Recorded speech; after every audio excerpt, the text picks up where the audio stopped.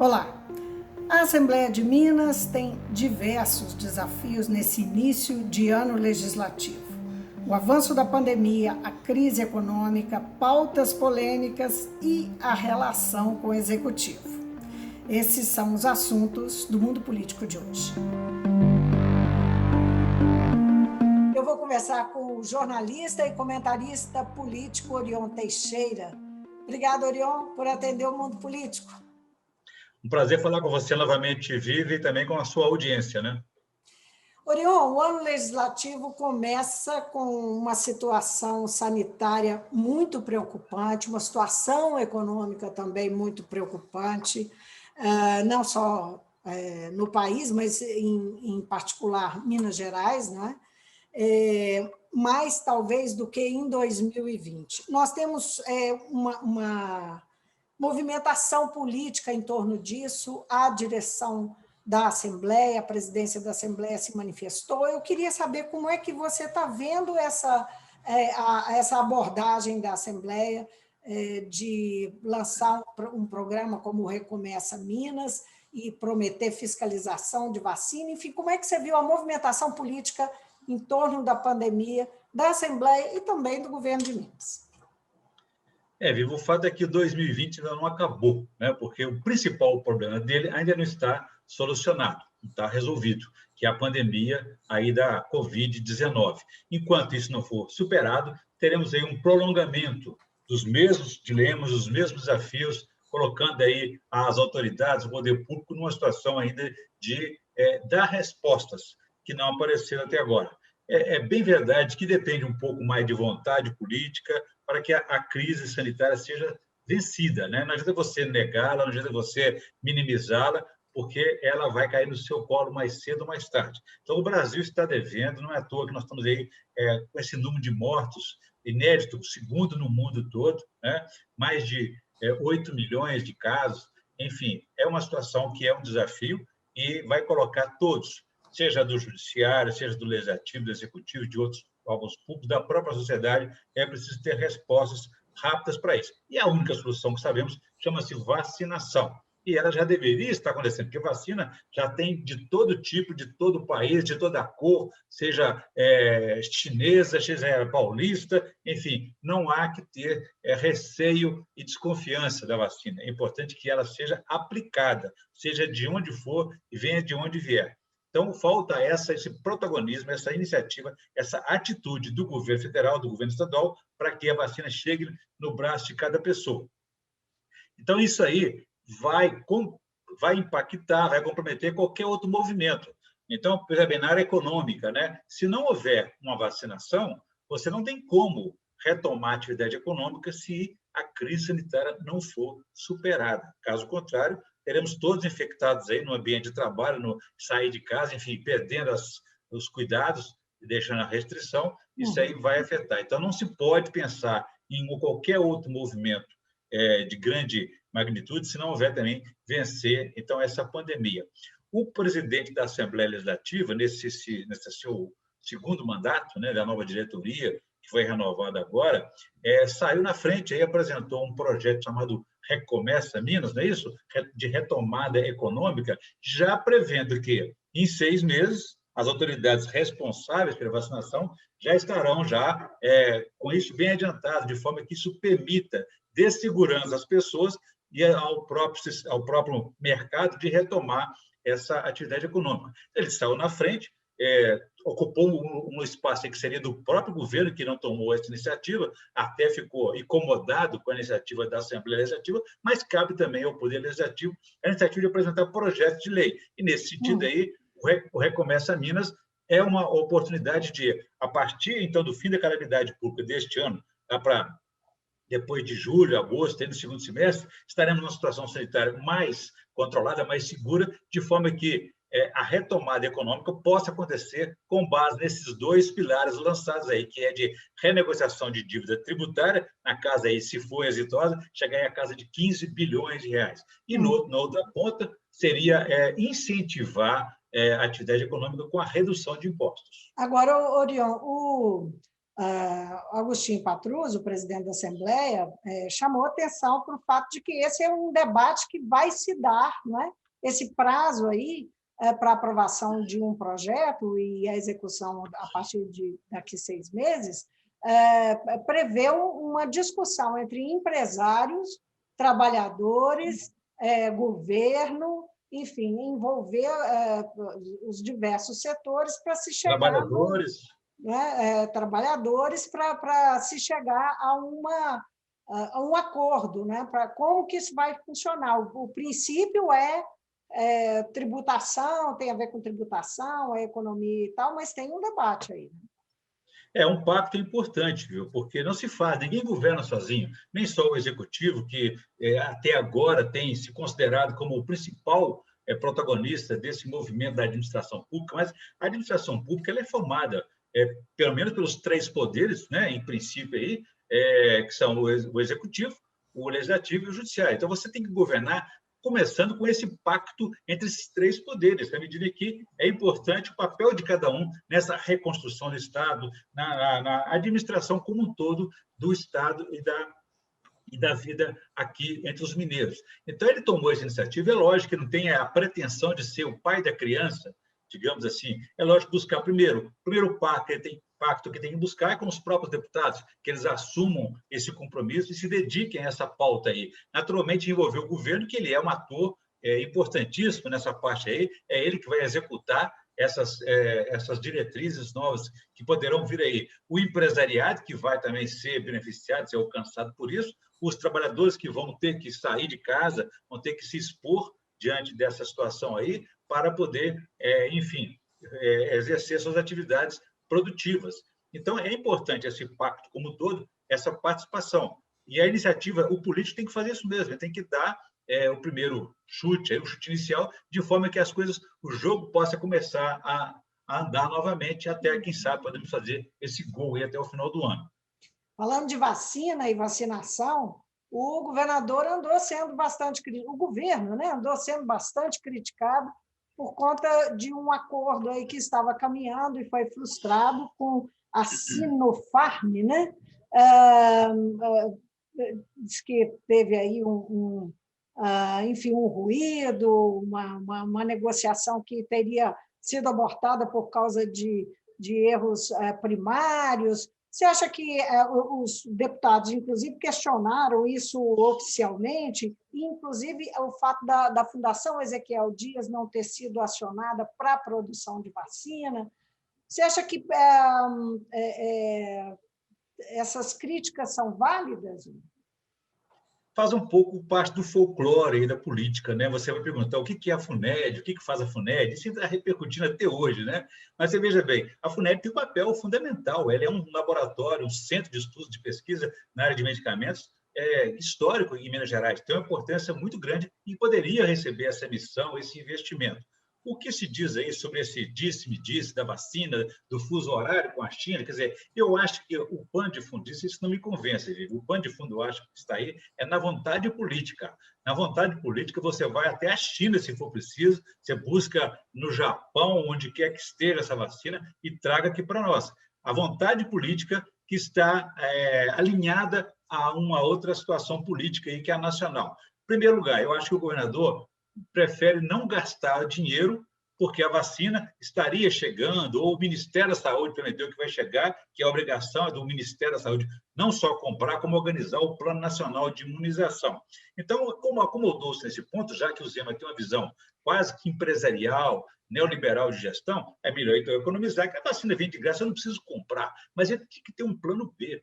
Não se pode ficar refém de um governo, especialmente este governo federal, que não tem o mesmo compromisso, não tem a mesma convicção do combate nessa pandemia, não teve até o momento.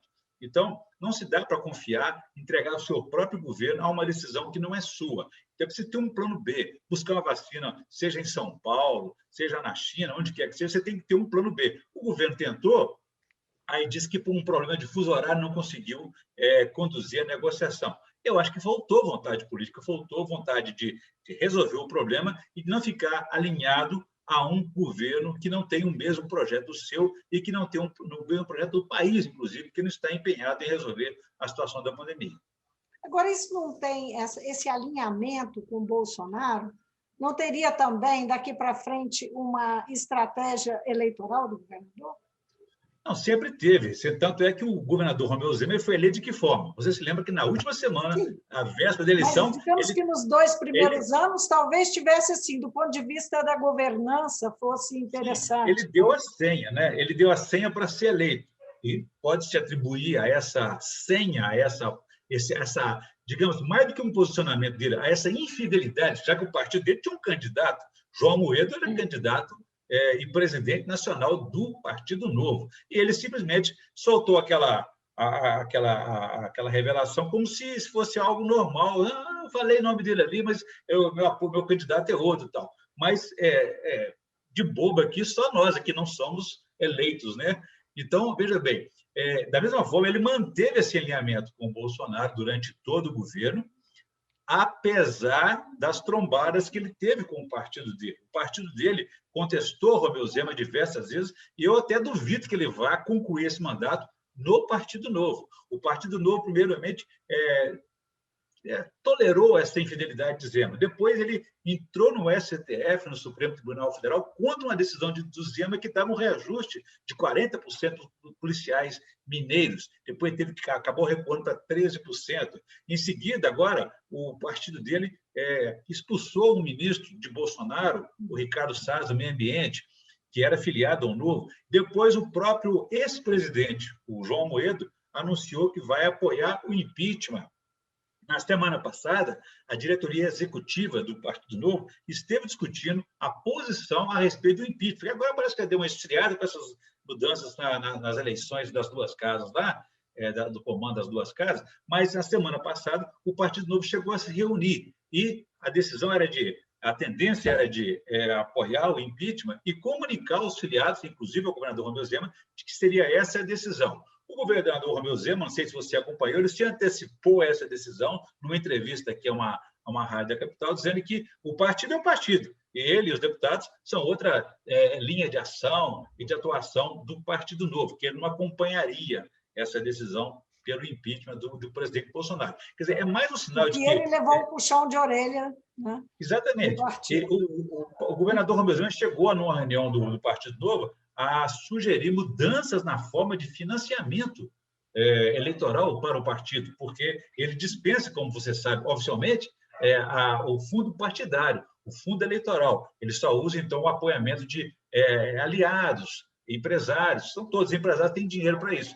Então, ele fez essa proposta e sequer o partido examinou, sequer deu uma resposta a ele, né? Aqui, agora, como se sabe...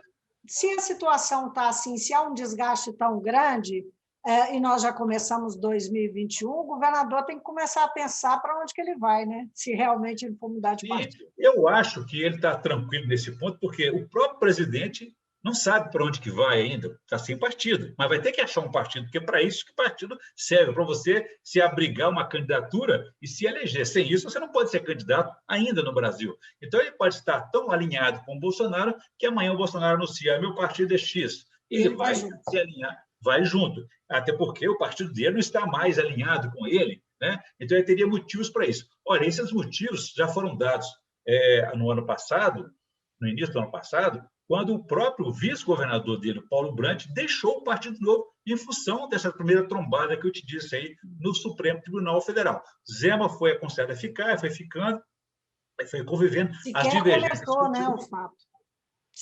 As divergências. De Brandt. Exato. As divergências continuam e o Zema vai ter que pensar nisso mais cedo ou mais tarde com a aproximação das eleições estaduais do ano que vem. Então, acho que nesse sentido aí, os efeitos são esse alinhamento dele pode levá-lo a ficar fora do Novo. Agora, falando de Zema tem uma pauta ambiciosa na Assembleia, né? Ele fala em reforma administrativa, em privatizações da CEMIG e da CODEMIG, anunciou o detalhamento recentemente da privatização da CEMIG, considerando a venda com a perda do controle da empresa, e nós sabemos que para vender a CEMIG, tanto a CEMIG quanto a CODEMIG, tem que ter aprovação da Assembleia. No caso da CEMIG, como é que você vê a possibilidade dessa pauta avançar na casa? com essa configuração que nós temos. Daqui a pouco nós vamos falar da configuração dos blocos, que vai sofrer uma mudancinha. Mas, enfim, como é que você acredita Eu acho que vai que se é quase, encarar? eu acho que é quase que zero essa possibilidade, né, Vivian? Porque, como dizia Maquiavel lá, as pautas negativas você tem que aprová-las logo no início do seu governo. E o Zema não fez isso. Agora, no terceiro ano de governo, ele vai conseguir aprovar, conduzir um debate da privatização de um principal patrimônio cultural, social e econômico dos mineiros. O conceito que a CEMIG tem na vida das pessoas é muito forte. Então, isso precisa, inclusive, ter apoio popular. Você sabe que, além da aprovação na Assembleia, tem que ter o referendo. Isso não foi alterado ainda. Tem que derrubar o referendo. Está na Constituição. Então, quer dizer, você vai se expor, o deputado que está também pensando na eleição dele, na reeleição dele no ano que vem, ele vai se expor numa pauta impopular, desgastante, para depois ser cobrado disso. Com certeza ele não vai conseguir. Isso do ponto de vista de uma quadra política conhecida. Agora, nós estamos agora em outro contexto político. Havia, até então, um polo político em Minas Gerais, que era o governador Romeu Zema, e a Assembleia Legislativa. Hoje nós temos um segundo polo, a partir da eleição municipal. Nós temos agora um concorrente para ele, o prefeito de Belo Horizonte. Da maneira que ele foi reeleito em primeiro turno, e do que se diz aí, ele é um pré-candidato a governador, o projeto dele seria, então, no ano que vem, se desincompatibilizar da prefeitura, deixando no cargo o seu vice, seu fiel escudeiro, Fuad Norman, que é quem já está tendo uma atuação de supersecretário na articulação das diversas pastas e projetos do governo de Belo Horizonte. Então, ele passa a ser, a partir de agora, um endereço político para ser consultado. Então, não se faz mais política. Calil tem mantido o antagonismo, né? Não se faz mais política de cidade administrativa, Assembleia Legislativa. Não, é preciso passar ali na Afonso Pena, 2100 alguma coisa. Tem que ouvir discutir, porque o Calil, ele hoje, um nome, um projeto, que existe em torno dele uma expectativa de poder. Ele pode virar governador no final do ano que vem, quer dizer, virar assim, se eleger pelo menos, né? E a partir daí, ele concorda com isso? Como é que vai ficar esse jogo político? Então, ele ganhou um novo dado importante para ser considerado. O outro, né, a outra joia, né, que Minas Gerais tem é a Codemig. Em janeiro apareceu no noticiário um documento que manifesta o interesse do BNDES, né, de comprar a empresa, mas comprar assim, a totalidade da empresa, não comprar parcialmente. Essa tem chance? Porque, na verdade, a Assembleia já tem uma aprovação, já foi aprovada a compra de 49% do capital acionário, que significa o controle do governo ser mantido. Isso nunca aconteceu, nunca foi efetivado. Você acha que vem de tudo? Do ponto de vista, digamos assim, dos 2 primeiros anos de governo de Zema, eu acho até que ele conseguiria vender os 100%, porque em toda a pandemia não existe digamos, esse mito, né? essa situação envolvendo a CEMIG, por exemplo, a Copasa. Né? Popular, né? É uma empresa que não tem apelo popular algum, embora seja mais valiosa do que a CEMIG, porque nós temos ali o nióbio poderoso, né? Que faz parte de matéria-prima aí de vários produtos no dia de hoje, na linha de celulares, enfim. É um produto valioso e que coloca a Codemig valiosa. Agora, eu não entendo porque que o mercado até hoje não reagiu, não se interessou em comprar nem o nióbio, muito menos os 49%. E nem o Zema, o governador, tem assim, brigado pelos 100%, pela venda dele na Assembleia Legislativa. Você se lembra que teve até uma trombada aí do secretário de Planejamento, o Otto Levi, com o presidente da Assembleia, a respeito da venda desse nióbio, que ele brigou com Ministério Público de Contas, as procuradoras eram contrárias a isso, ele brigou com as procuradoras, ele colocou a Assembleia na situação constrangedora para que ela aprovasse a venda desse nióbio para pagar o funcionalismo. Ele pagou o funcionalismo dessa naquela época e não vendeu o nióbio até hoje, não achou comprador para isso. Então, foi até chamado de secretário fake news pelo presidente da Assembleia, depois que ele voltou aí insistindo em um novo projeto na Assembleia Legislativa. Então, você veja bem que a situação da Codemig seria mais fácil de ser vendida, mas a situação política hoje do governador é mais complexa em função de aprovação de matérias polêmicas dentro da Assembleia Legislativa. Pois é, e nós sabemos que o presidente, os deputados em geral, têm muitas críticas à relação, essa insistência do governo em atribuir responsabilidades, não que a Assembleia não possa acolher, né, responsabilidades, mas há uma estratégia do governo de estar sempre atribuindo, olha, o melhor é essa, a decisão certa é essa, se a Assembleia aprovar, né, nós conseguimos, se não aprovar, né, enfim, isso é um a culpa é da Assembleia, né? A culpa é da Assembleia.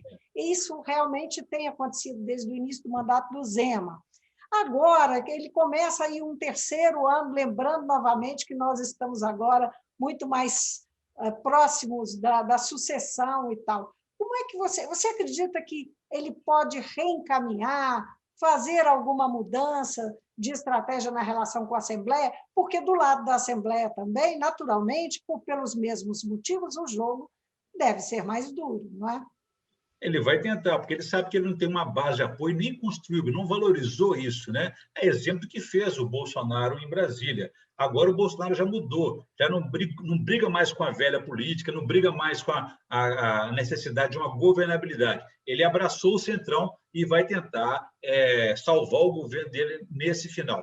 Zema não está tendo essa mesma iniciativa, mas o que pode salvar o governo Zema nessa reta final aí é a possibilidade do acordo que vai fechar na quinta-feira, aqui nessa semana, com a mineradora Vale por conta da tragédia de Brumadinho. Deve ser coisa de 35 a 37 bilhões de reais. Isso. É muito dinheiro que vai ser injetado na veia, nos cofres públicos, sem passar por uma burocracia, aprovação de orçamento e tudo mais. Mas, por outro lado, é um dinheiro que está carimbado, vinculado a obras de recuperação ambiental, econômica, socioeconômica, ali da região de Brumadinho, e também recuperação hídrica e rodoviária. A rodoviária que vai ser o grande filé para o governador Romeu Zema, que ele pretende construir o Rodoanel, outro anel rodoviário em torno da grande Belo Horizonte, desafogando o trânsito, coisa de 5 bilhões de reais aí. Então, isso aí, somado aí à geração de 200 mil empregos por conta dessas obras todas, aumento de ICMS, recolhimento de ICMS, de ISS para os municípios, isso vai movimentar a economia mineira nos próximos 2 anos aí, a partir dessa aprovação. Então, é muito dinheiro. Um ativo político importante. Né?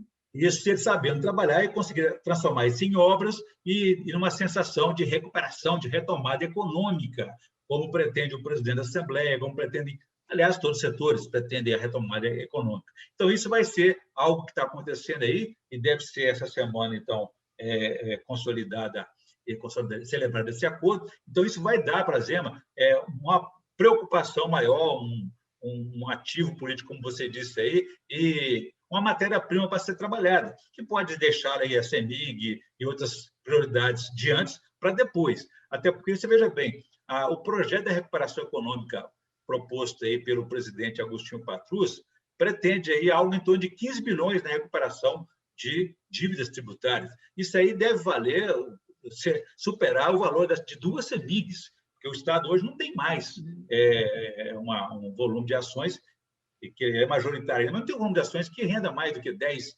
bilhões de reais. Né? Há quem diga que ele só tem 15% hoje das ações, e no caso aí o setor privado, a iniciativa privada, já teria 85% dessas ações. Sem esquecer que, mesmo entrando toda essa dinheirama, as feridas estão abertas. Né? As feridas que a Vale deixou. Sim, sim. Esse aí não resolve o problema dessa situação. Limpa o nome da Vale, pode trazer para ela algum fôlego, mas ela continua ganhando muito e vai continuar ganhando muito dinheiro, destruindo as montanhas de Minas Gerais, vai continuar lesando Minas Gerais, e não existe. O que é incrível que eu vejo em tudo isso, é que desde que a gente é pequenininho, a gente ouve falar que os candidatos a governador falam assim: precisamos discutir, descobrir a vocação de desenvolvimento regional, a vocação regional de cada município. Alternativa, né? E, no entanto, quando ele chega lá no governo, ele começa a ganhar as compensações da mineração, e ele acaba esquecendo que tem que investir, porque ele resolve o problema imediato dele. Pra você ter ideia, Minas Gerais é terceiro lugar aí no PIB econômico do país com mineração. Você tira a mineração, ela cai para 15º, 16º. Então, não se investiu, não se buscou a vocação regional de desenvolvimento econômico em Minas Gerais. Orion, nesse início do segundo biênio de legislatura, né, quer dizer, é o terceiro ano da legislatura, mas os mandatos têm biênios, né? Então, nós estamos no início do segundo biênio. A Assembleia passa por uma reorganização. Essa reorganização, a mesa tomou nova posse, né? Houve pouca mudança, mas tem uma nova mesa na casa. Os blocos podem se reorganizam neste momento, e isso afeta as comissões, o funcionamento das comissões. Como é que isso deve afetar a oposição na casa, que perdeu um integrante, não é? Com a saída da deputada Marília Campos, do PT, e agora há um deputado do PSB, o Mucida, que entra no lugar dela, mas, na verdade, ele não compõe, o PSB não compõe o bloco da oposição.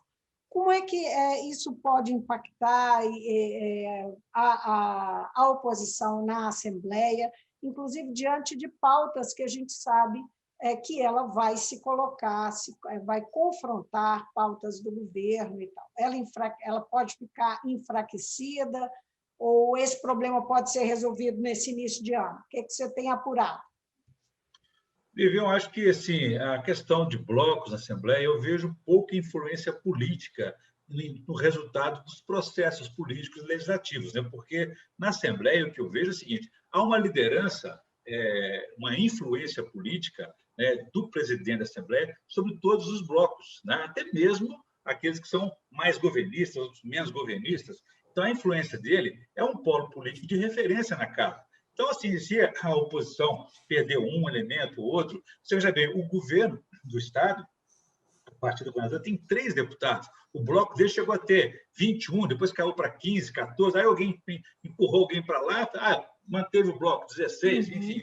Eu não vejo essa composição muito fundamental para a repercussão do processo legislativo, do processo político em Minas Gerais e na Assembleia Legislativa, não. Eu acho que existe ali um bloco, o bloco do Agostinho Patrus, digamos assim. Esse bloco ele tem mais influência política sobre as decisões que vão sendo tomadas, né? E nós falamos aqui sobre Zema, Calil. Eu acho que o presidente da Assembleia, Agostinho Patrus, também está se cacifando aí para uma posição futura nas eleições estaduais do ano que vem. Acho até que esse projeto dele, dando resultado, pode gerar essa consequência de fortalecer mais ainda o nome dele. Eu acho que ele pode ser uma terceira via? Pode. Eu acho que ele pode ser uma composição com Calil, por exemplo, de quem ele é muito próximo. Quem sabe se é vice-governador ou a senador, já que a Anastasia pode não buscar reeleição e pensa no Tribunal de Contas da União, enfim. Existem vários movimentos acontecendo por aí. O fato é que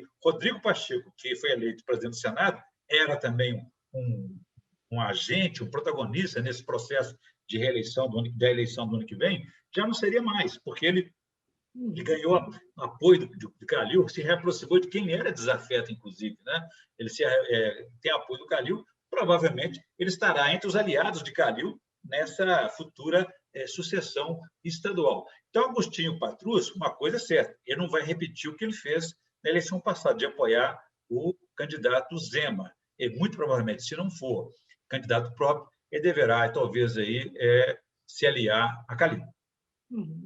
Lembrando que Agostinho Patrus tem uma aliança não com o PSD, mas com o Calil há mais tempo, né? Uma proximidade. Né? Sim, sem dúvida, né? Agora, nós estávamos falando dos blocos, você disse que tem o bloco do Agostinho Patrus. O bloco do Agostinho Patrus, você diria, então, que ele permeia todos os blocos? Nós temos 4 Sim. blocos na Assembleia, oposição, governista e 2 blocos independentes. Permeia todos? Fica até difícil a gente citar os blocos e qual foi o papel de cada um nesses últimos 2 anos, porque, na verdade, assim, eu não consigo identificar o bloco Minas faz história, o bloco assim, o bloco... Eles tiveram uma identidade e essa identidade foi uma convergência em torno da liderança do presidente da Assembleia.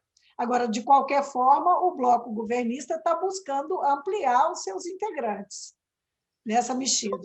Todos querem crescer, valorizar o seu cacife, né, na prateleira na hora das decisões. Por exemplo, estou vendo gente aí falar que amanhã tem um acordo da Vale. A gente fala, eu que fiz isso, eu que fiz aquilo. Aquela história do filho feio, do filho bonito, né? Então, na hora de uma votação, de uma aprovação de determinado projeto, isso pode valorizar. O bloco deu 16, fechou, eu consegui manter todo o bloco unido, fechado, 20 votos, 25 votos. Isso pode valorizar ali na relação com o governismo da cidade administrativa, né? Mas, assim, eu não vejo que ele tem vida própria, que ele tem influência própria, uma influência política capaz de alterar os rumos de uma votação na Assembleia, não.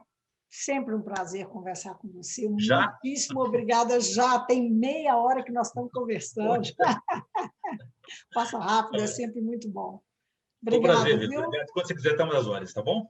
Ok, vou contar com isso. Conversei com o Orion Teixeira, que é comentarista, jornalista e comentarista político, nosso parceiro aqui, sobre esse momento do início do ano legislativo, quais são os desafios que a Assembleia tem pela frente, o governo de Minas, esse contexto que nós temos nesse momento, com crise econômica, pandemia, as pautas que são muito desafiadoras, que estão na casa, e a relação do Executivo com o Legislativo. É isso aí, ficamos por aqui. Até.